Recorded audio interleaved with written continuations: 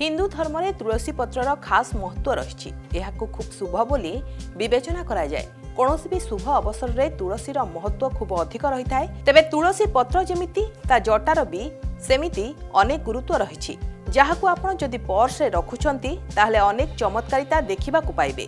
तेबे आसंतु जानिबा एहार उपकारिता विषय।